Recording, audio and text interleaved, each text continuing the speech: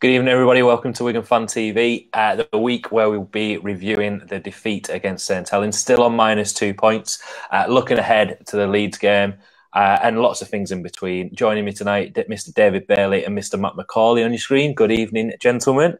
And literally running to get in front of the camera is a Wigan runner. He's running about 5-10 minutes late, but he is literally running to be on screen. So Matthew Mellin will be joining us at some point this evening as well to go through all Wigan Saints, Wigan Leeds, Conrad Hurrell, whatever you want to talk about, let us know. David, are you well? I'm good, thank you. Yeah, good, thank you. Recovered from the defeat. What are your initial I guess we're a week on now. Your thoughts of the defeat against St Helens? What did you make of it? It's never nice losing to Saints, is it? It's one game that you want to win. But having said that, with the announcement of the points docking and a lot of things going on, obviously new faces, new coach, I'm not too disheartened by it, really. There was a lot of positives to come out of the game. It was quite close for a lot of the times. Well, we're quite competitive. So yeah, I'm not too disheartened by it, but I think it's crucial we get out.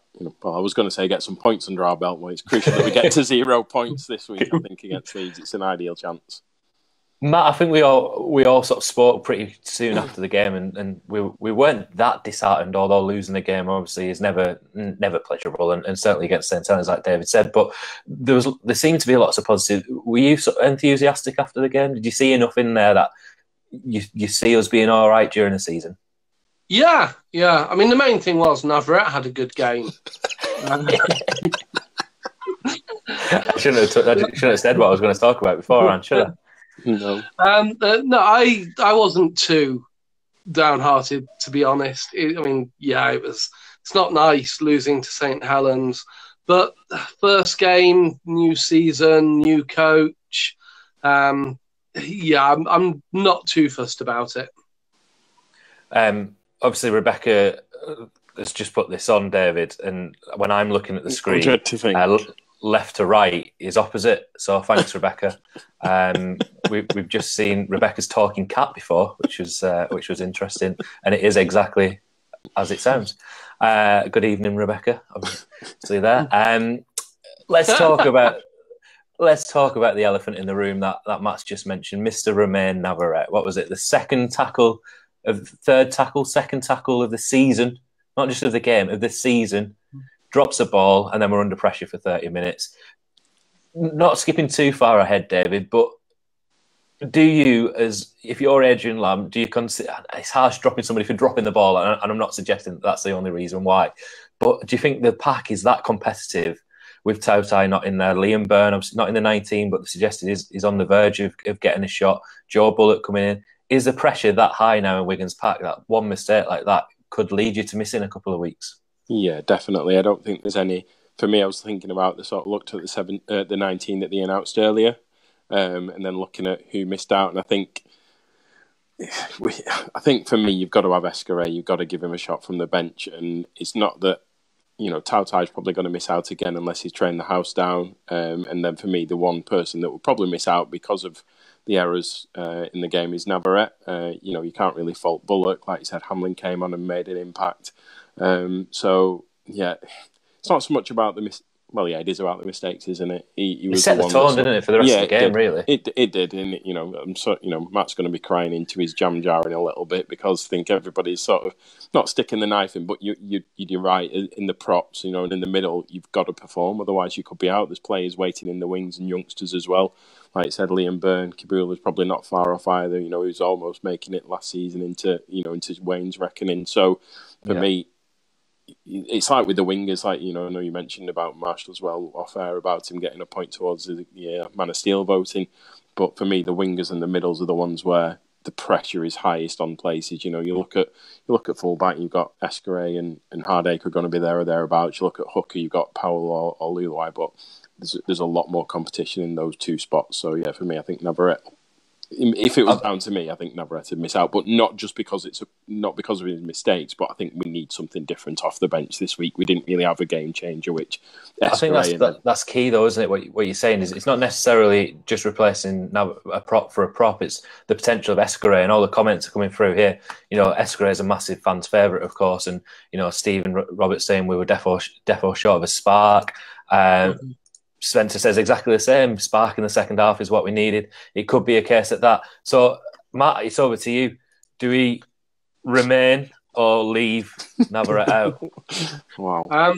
I've wrestled long and hard with this question. My gut instinct is not to drop a player because of one bad game.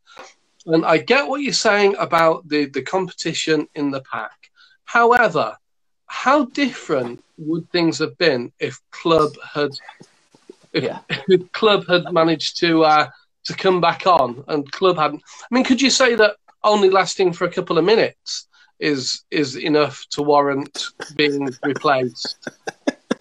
Because guilty. I mean,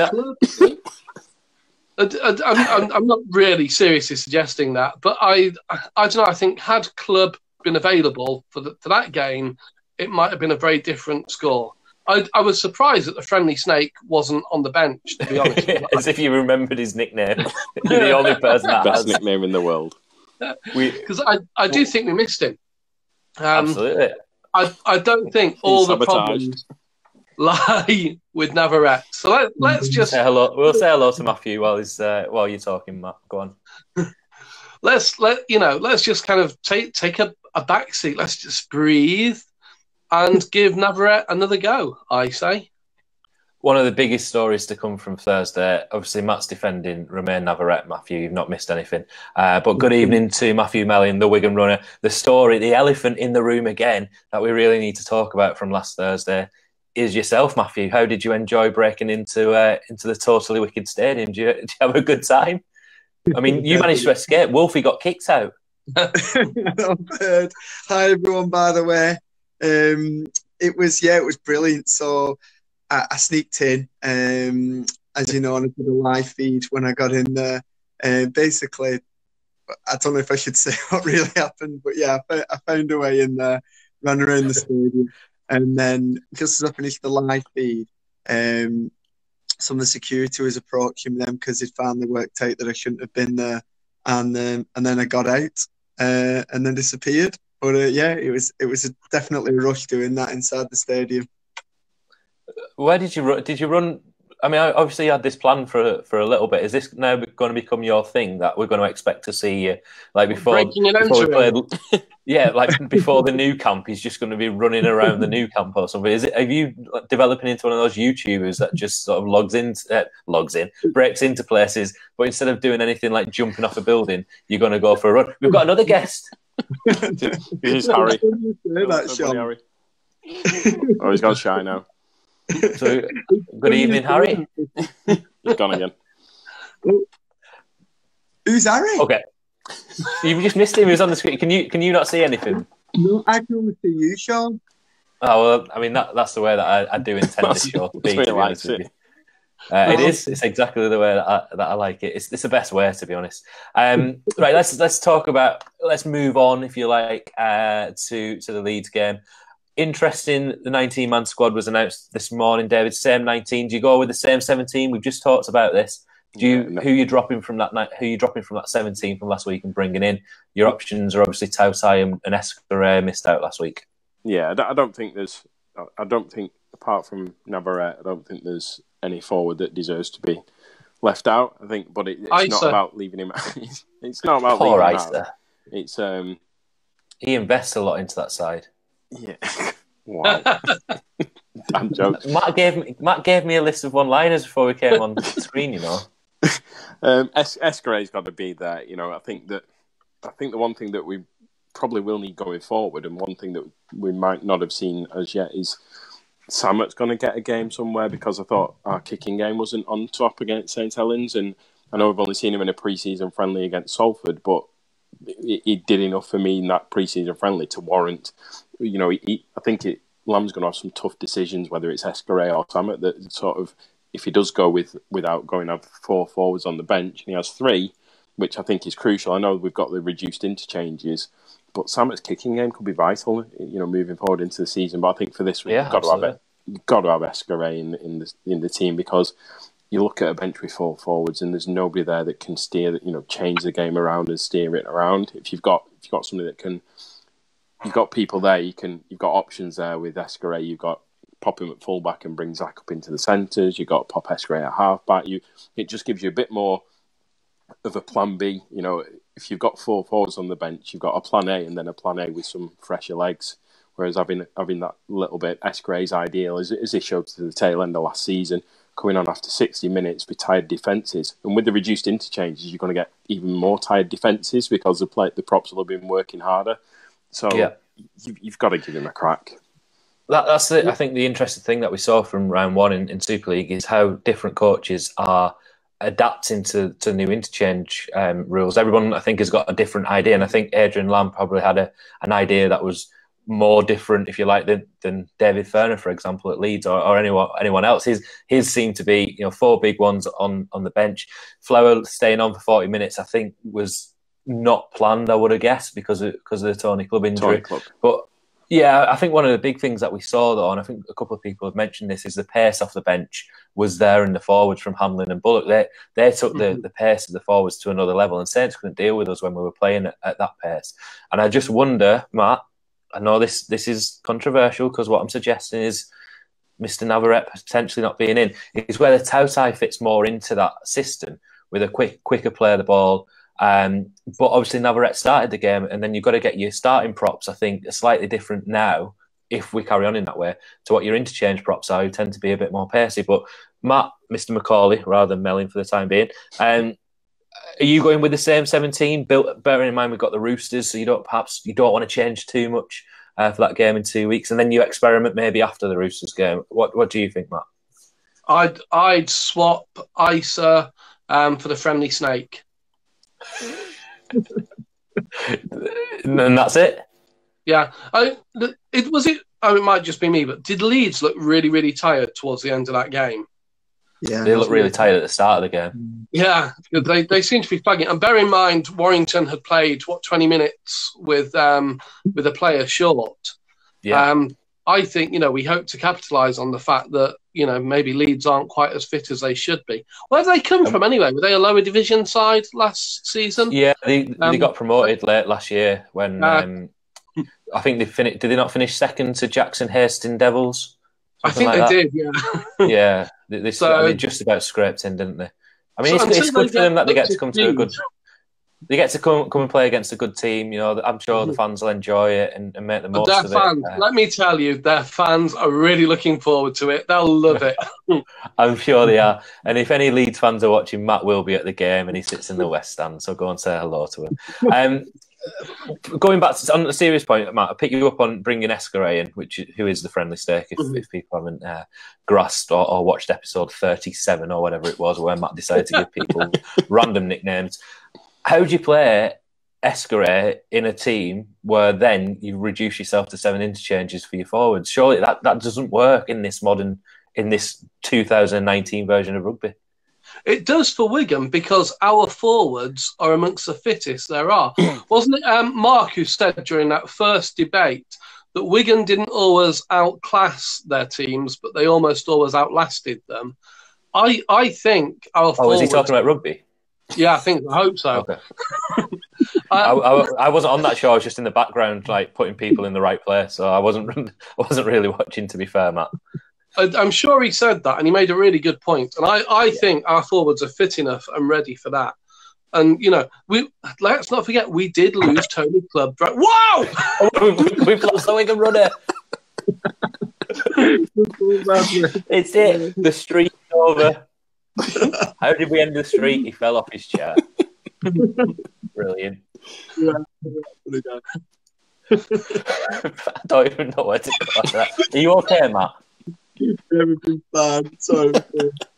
Matt, did you just play one of your animal noises then? No. Okay. I got confused as to what show we were on then. Let's ask Matt, the Wigan runner. Matthew, sorry, you well and good. I take it you've just been for a run, have you? Seeing as you were running onto the show. No. That was I ran this morning actually. So it was 7:67. So I got out to away well and early today. Yeah, so it's done. But so you're obviously you're a season. You go to every game. You've normally got lots of tickets to give away during the season. You had tickets to give away for the Leeds game we saw as well. I assume you'll be there on Friday night. Definitely will. Yeah, I'm looking forward to it. And it's on Sky as well, isn't it? On Friday. Yeah. I picked up on what you said before about Leeds looking tired. They didn't they, in that last 20 minutes of that game? I did notice that. And of course, it'll be big for Zach Hardaker as well, because he'll be playing against his old team as well too, won't he, on Friday?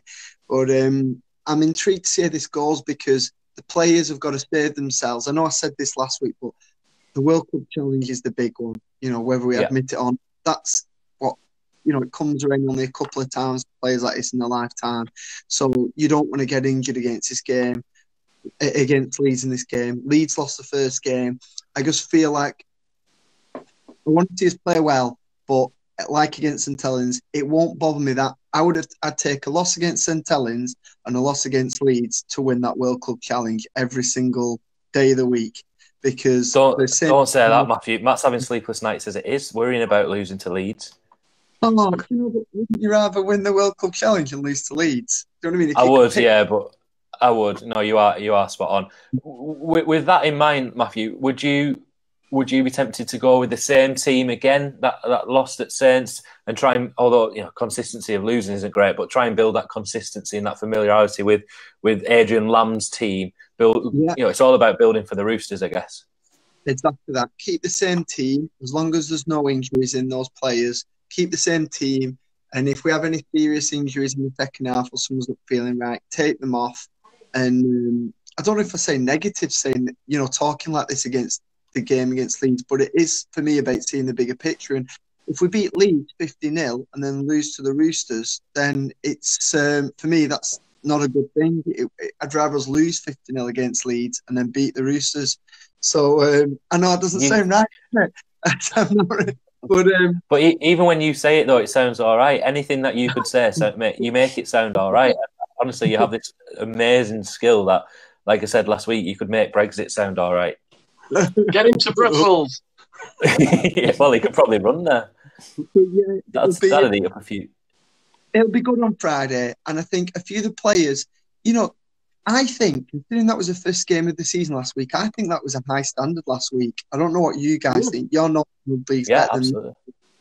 Considering that's your first game of the year, that was high standard. And I think it's a good idea now to have the derby matches at the start of the season to get that added interest into it when it starts. I think it's worked really well, so I want to see that introduced year on, year out now.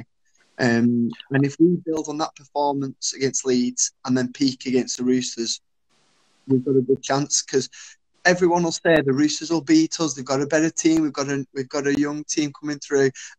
Let's be the underdog. That'll get us motivated even more for that match. So as long as we compete for that match like we did 2 years ago, and we pull that off as well when we was underdogs, that's the main thing for me. Well, we'll talk about Leeds in just a second. I'm just interested to get your thoughts on what you all thought about the new rules from last week, the shot clock. I mean, the shot clock sped up the game by 10 minutes, was it? 98 minutes last year, 88 minutes this year to finish it. I managed to get back to Durham for about midnight, which is a record. But when I was driving up the A1, it was like all the lights were flashing at me as well. It was really nice. It sort of lit up my way, and I managed to get there. They're the speed cameras. Yeah, I think so, David. I think so. David, come on. Right, let's move on to Leeds in just a second. If you've got any comments, pop them through. I want to say Carol's watching, and I think everybody will sort of echo this sentiment of Reece, who's looks like he's been in hospital over the last few days. So we send our best to Reece, who's probably watching in the background. He normally shouts to Carol when Matt starts his rap or starts singing. So I hope you're feeling all right, Reese, and we hope that you get to one of the Wigan games soon enough. I can't imagine that he'll be there on Friday, but we hope you get as well as you possibly can do as soon as possible, Reese, and thanks for watching, Carol. David, Leeds, game plan, give it to the fat Anthony Gelling, which is going to come back and haunt me on Friday night. But that was a game plan, wasn't it? Give the ball to Conrad Hurrell and hope that he does something. No. Benny Westwood does a Benny Westwood special, and he's not effective. Is that the David Furner way, David, or am I just being a little bit harsh? I think I think Furner's got a lot to turn around. I think the Leeds of the last few years. All right, they won the grand final a couple of years back, but they're not the same team. They've never replaced sort of the golden generation, the likes of Peacock and Burrow, Maguire. They've never really got that right. And I think the other thing that's been worrying for Leeds is they've not really had the talent coming through either. Leeds historically have always had the conveyor belt of youth, and I think apart from Jack Walker, I can't think of many Leeds players now, in the sort of late teens, early 20s that have come through in the last couple of years. So I think Furner's got a bigger job than he might have thought, but I don't think they've got a game plan at the minute. Last season when we beat Leeds, it was probably one of the poorest Leeds performances I've seen for a while. Wigan didn't even get out of second gear, and they still hammered them. So yeah, I can't see Wigan lose. If Wigan play, even if Wigan play to like they did against Saints, when we struggled, we'll be too strong for Leeds. They've not gelled yet, and I'm sure Furner will get it right eventually because he's an intelligent bloke. But I just can't see the leaders on the pitch at the minute for Leeds. Leeds have obviously spent big marquee players, Merrin, and then they brought in Conrad Hurrell. They also brought in the halfback whose name I'm not Lola here. I'm not even going to attempt to say his name. And then they've got players like Richie Myler. When you look at Leeds, do you see Wigan in sort of like 2003, 2004? Because when I look at them, I look at a team that's, like David said, has failed to bring in the youngsters consistently. You look at the players that they tried to bring in when Peacock retired. Jordan Lilly, for example, who's now down at Bradford, and he was the next Danny Maguire, but now he's playing Championship, and that seems to be a good level for him. Do you think that they're trying to cover up massive cracks in the system by just signing NRL players who, it's going to take them time, isn't it, to actually get to call Super League pace, whatever you might be, but it's a different competition to the NRL.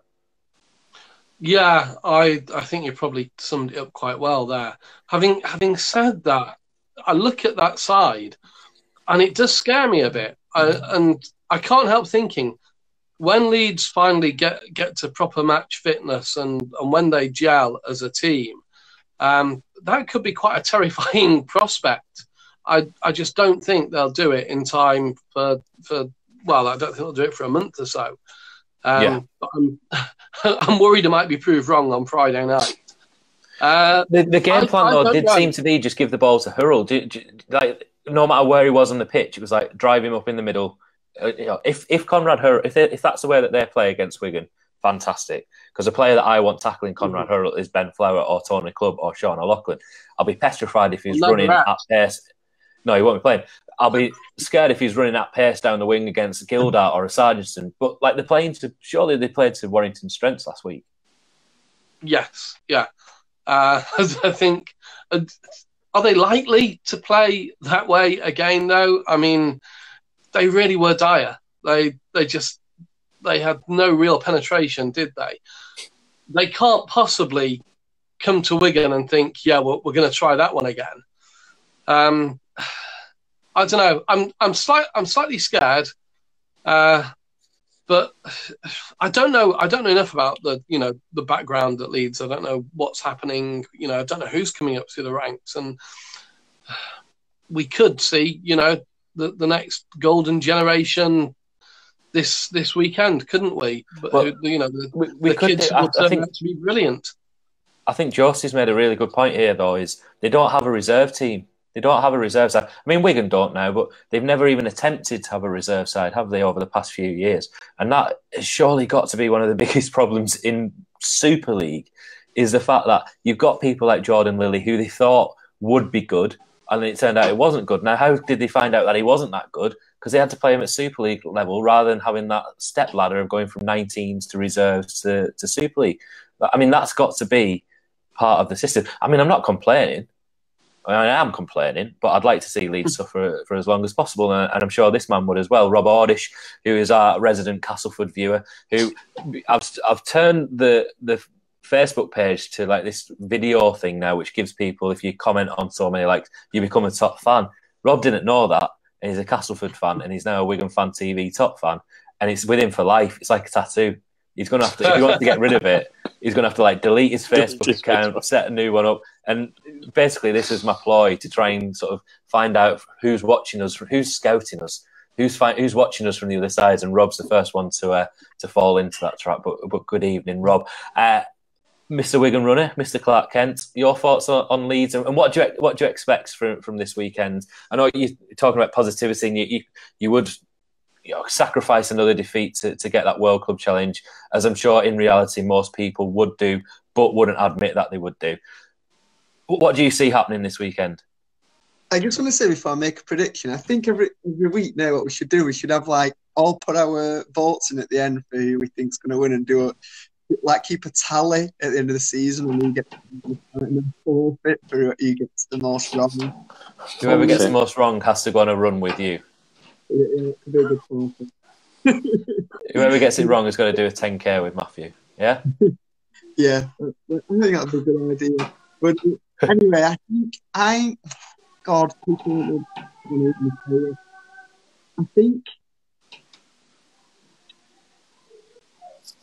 I can't. He's thinking.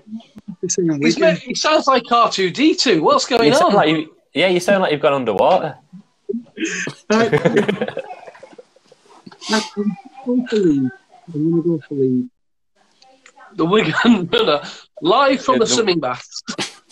Can you just do some sort of swimming actions? Because like your microphone's gone a little bit, Matthew, so you might have to sort of shake it up a little bit. Is that better? Yeah, I think it is. Go on. Okay, I just want to so I think I'm going to go for Leeds. Right.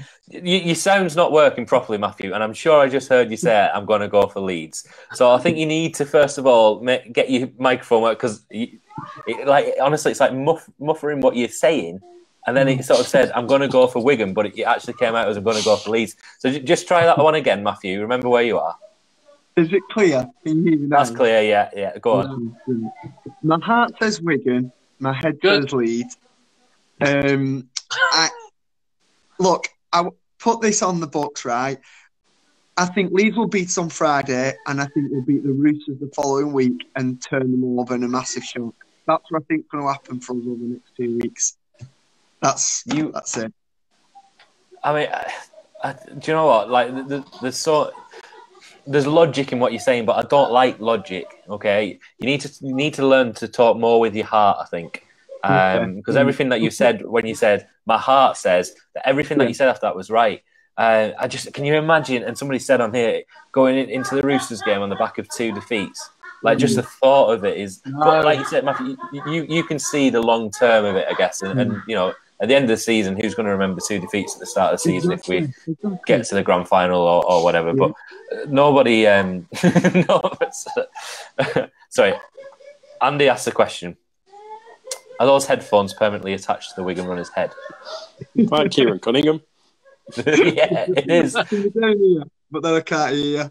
Come up, then I can't hear you. Call him quick. Okay. Matt, you watched Doctor Who. What's the thing that looks like it's got one of those things on its head? It's not from Star Wars, I know that. Cybermen. It's not a Dalek. What are they called? Yeah, Cybermen, that's what it is. Cybermen. Yeah, you look like one of the Cybermen. And you were talking like one before. But you were talking like you had a heart. Yeah, Martin says that we've got to ban you. We're going to ban the Wigan runner for negativity, I think. You know that we've got to talk positively on this show. It's very hard for us to do. Let's get the Leeds predictions, and we'll sort of move on to the any other business of the agenda. David, who's going to win on Friday? What score? Wigan, probably 18-4. Wow. Matt? I'm going to go for Wigan 20 points to 16. Yeah, I'm going to go for Wigan. I think it's going to be one of those sort of. This is going to haunt me, isn't it? And Conrad Hurrell's going to haunt me. Hat trick. And then, yeah. I'm going to go Wigan in the 30s. Wigan 32, Leeds 4. Wow. Yeah, positive. And you're going Leeds by how many, Matthew? Gosh, I'm a bit outnumbered here, and I'm going to say we've got you on because you're called the Wigan runner. We didn't expect you to be the Leeds runner in disguise. I'm going to say Leeds by 6, but I want Wigan to win. Okay. Spencer's prediction. If Leeds win next week, what are you going to say to me then? Are you going to say you was right, but we don't like you for being right? No, we just don't speak to you. Remove him from the group. You just banned. I don't like being wrong. I mean, often I'm wrong. So, Spencer's prediction. So this is the kind of prediction that I expected from you, Matthew. Mr. Positive. Win on Friday, win the 5th World Cup Challenge, top of the league by March. That's the kind of thing that we expect from you. That's what I want. But look, when we're on this next week, who you think? Well, at this stage, then, who thinks that will win the World Cup Challenge match? What would everyone say at this stage for it?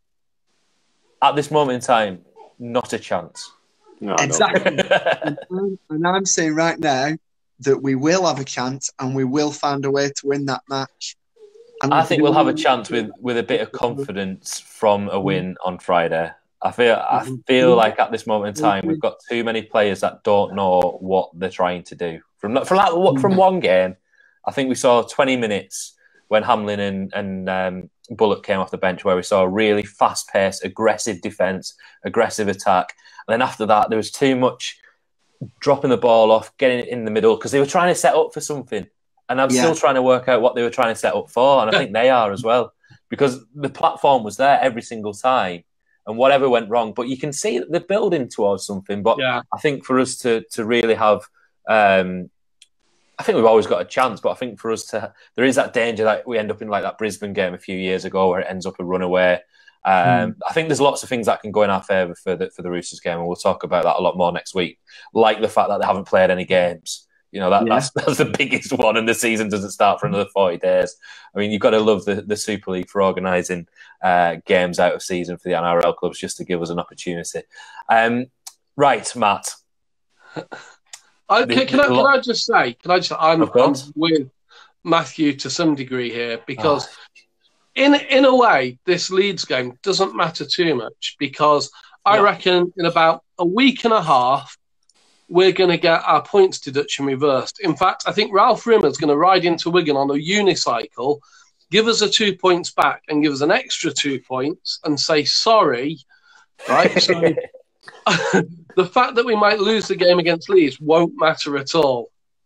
But I just don't get this idea of, you're calling this logic where we lose one, therefore we win the next one. That's not logic. That's just saying... we're going to win because we lost. And it doesn't work that way. Trying to do a deal with somebody that doesn't exist. Yeah. I mean, let's not get Matt to give us an RE lesson here, but I'm pretty sure that in RE he doesn't teach about the god of rugby. No. He might do, actually. Who knows? Next week. Yeah. Don't talk to Dan Maguire about the rugby gods. Anyway, right. So what we've done, and Matt, you are going to be responsible. So we've got, I think it's 712 entries for the competition, which is the Oddballs competition. Now, this isn't the same competition that Matthew ran. And the difference with my competition, or this competition, is that when you receive your Oddballs pants, you do not need to send me a picture of you in them. If anybody wants to know what happened, just look at Matt's Facebook page. And I mean, he was so reluctant to get in his Oddballs pants and take a photograph of himself and put it on the internet. It took literally seconds to force him to do it. And there is evidence. It was my first go at sexting. To the Wigan Runner. So if you go on the Wigan Runners Twitter page or Facebook page, I think you put the picture on as well, Matthew, didn't you? So it'll be on your page somewhere. If anybody is that curious that they want to see what Matt looks like in Oddballs boxes. Yeah, it's on the page. It's on Twitter and on Facebook if anyone wants to see it, and it's a classic. Let's move on, shall we? And that's why when you go onto the Wigan Runner now, it says not suitable for under 18s. You've basically put a restriction on Matthew's page for him. So what the competition was, so you win a pink Oddballs ball, one hat, another hat, and then that's a rubbish side, isn't it? Some Wigan Warriors boxes. So that's what it is. Matt, I'm going to ask you to randomly pick a number in just a second when I open my phone up. And I'm going to go for you the third number that you actually say, just so, because I think you've probably been thinking too long for it to actually work. But a number between 1 and what? Let me just check. 712. Okay. So give me your first number. 568. Second number. 23. And then the number that is actually going to be 118. Right. Just bear with me while I count 118. I can do this all night. Have you ever thought about being in a bingo caller? I tried it once. Didn't go well. By the way, if anybody's wondering where Stu Minnis is, it's Ronnie the Rhino this week. We can't have him on for legal reasons. If anybody didn't hear the story, I'm still not sure what happened. But basically, there was a punch, there was Stu, and there was Ronnie the Rhino, and it was in Cumbria, I think. So, yeah, you can put the pieces together. Right. Municipal behaviour. 117, 118. The winner. She can't be the winner. She hasn't liked the page, and that was one of the rules. So Matt, you're going to pick another number. You're going to have to pick another number. 295. Come on, man. Jesus Christ! I've got to count from 118 to 295 now. Just do it. You do a song while I do this, Matt.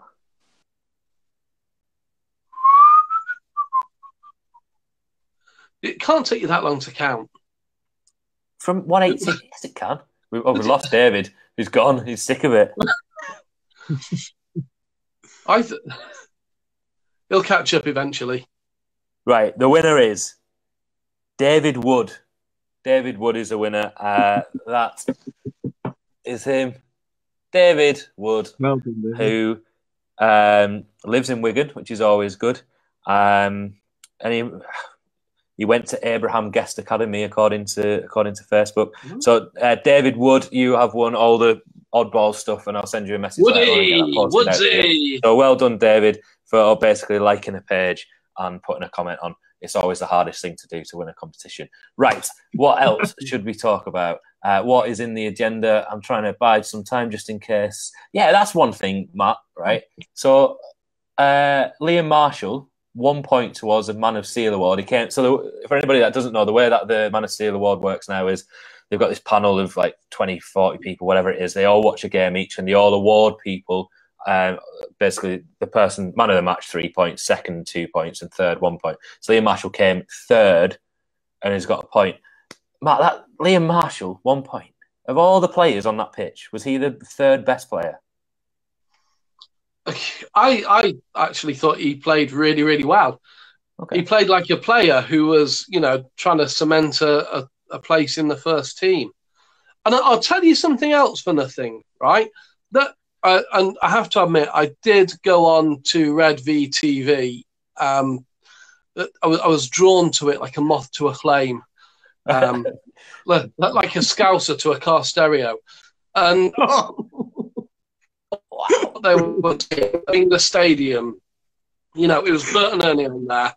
And they were saying that Wigan were lucky to get those points, right? Marshall worked hard to put himself exactly in that spot at the right time. That was not luck. Well. And for that, I think he needs credit. So, yes, I think he deserves that. Matt, Matthew, your thoughts on that? Liam Marshall getting 1 point. Of all the Wigan players, do you think that was deserved? I mean, I think many fans would probably say Joe Bullock would have been their choice, or Gabe Hamlin, or Zach Hardacre even, or even just another Saints player. But your thoughts on that, Matthew? Yeah, I thought as well about what you're saying there with Zach Hardaker.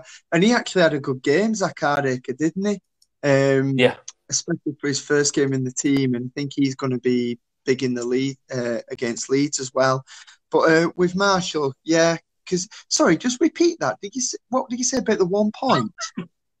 I'm actually a bit lost. So what they're doing this year for the Man of Steel award, rather than it being a vote at the end of the year where all the players pick, so Ellery Hanley is one of the judges, Jason Robinson. So they've got ex-players who are going to watch one game each week, and then they're going to award, basically, a man of the match will get 3 points, which goes into a vote at the league, if you like.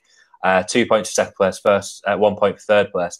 And that's visible now. So every week you'll be able to see, like a league table, in week 21, you'll be able to know who's leading the way for Mansfield. It's a bit like they do for the Dally M Award, I think. Am I completely wrong on that? And that's going to end up being who gets Man of Steel from that. Yeah. So it's more transparent because, last year it was...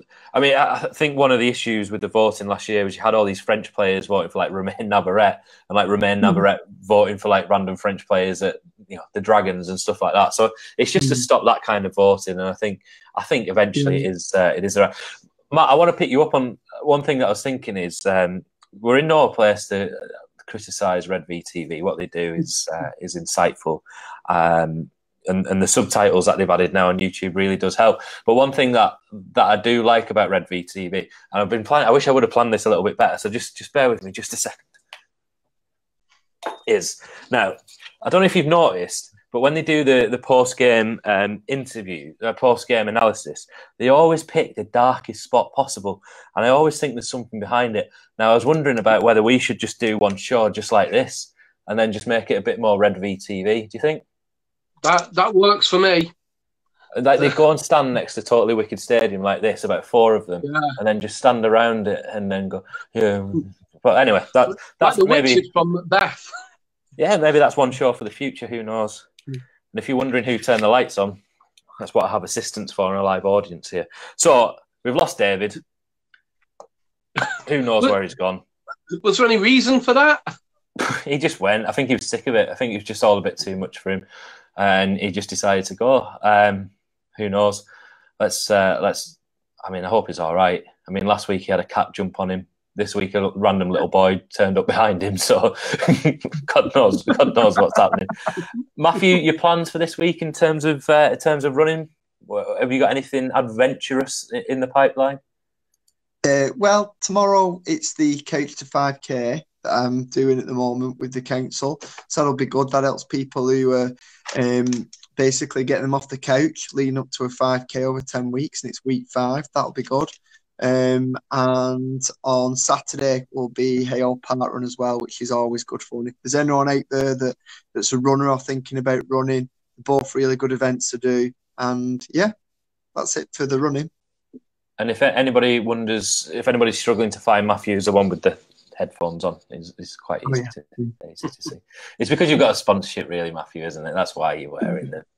I honestly use them all the time. They're as important to me as they are as my mobile phone. If I've not got them around my head, I haven't around my neck. I use them all the time. It's time for you, Matt. What have you got for us? What have I got for you? I've got a rap. Of course. Here I go, blinging up.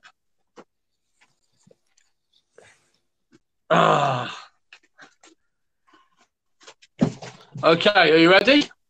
Yeah, I'm going to put you on solo mode, so it's all you, Matt. The screen is entirely yours. Woo! I'm privileged. Okay, here I go. I'm a Wigan fan and Leeds are charging into town. They've never really liked us since Big Stu knocked Ronnie down. Fun has got 'em burning like an abandoned car that's got no wheels. But to be fair, after St. Helens, we all know how that feels. But keep those chins up. We shouldn't get too down. Wigan might have messed one up, but it was only the first round. We're still the mighty Pies, and we've got the Wigan fever. We never will say die, and we won't say melancholic either, because nothing rhymes with it. We've got Zach at the back, Club and Flower in the pack, Locker's pulling all the strings, and Williams will attack. Now enough of all the banter. Get ready and get set. We want to see Bullock at a canter, and a better game from Navarrete. So put your hands in the air, let me hear you say, we're going to beat the Rhinos because we play the Wigan way. Put your hands in the air, let me hear you say, we're going to beat the Rhinos because we play the Wigan way. Wigan, Wigan, Wigan, Wigan, Wigan. Yeah. Very good, Matt. Very good. I feel like at some point during the season, there is going to have to be a new chorus at some point, I think. And wasn't it last week? Wasn't it the Lammy way? Yeah, but that didn't work out, did it? No. Okay. So we've gone back to the Wigan way. You're a master of your craft. I'll give you that. Matthew, thank you so much for taking the time out of your evening. Remind me again what night you're on. What day? How many? 600 and 767 it was today. Yeah, 767. Wow. Yeah.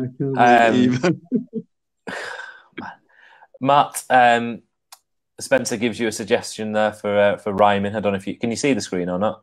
No, I can't see it. What does he say? Melancholic Joey Bullock. It doesn't rhyme, Spencer. Melancholic Joey Bullock. Yeah, never mind. Joey's what? Yeah, exactly. I think I get where he's trying to go with that now. Martin says, don't give up on the day job, which is a shame, Matt. You're trying to get out of it. And Philip Tomlinson might feature on your brunch as a one-hit wonder. Yeah, I started doing a radio show now, and I'm struggling to find one-hit wonders that are acceptable. The problem is it's not a hit yet. We need to get it as a hit, and then I can play it, Philip. But maybe one day, who knows? Thank you, everybody, for watching. Matthew, thank you for joining us, and keep up the good work with everything that you're doing. David, wherever you are, hope you're okay. Hope that a cat hasn't attacked you. And Matt, as always, thank you very much. And we will see you next week for the big one on Wednesday, 8 o'clock, previewing the World Club Challenge. How good does that sound? It still sounds good. The World Club Challenge, Wigan against Sydney Roosters. And we will have 0 points by that time. So yeah, enjoy everybody, and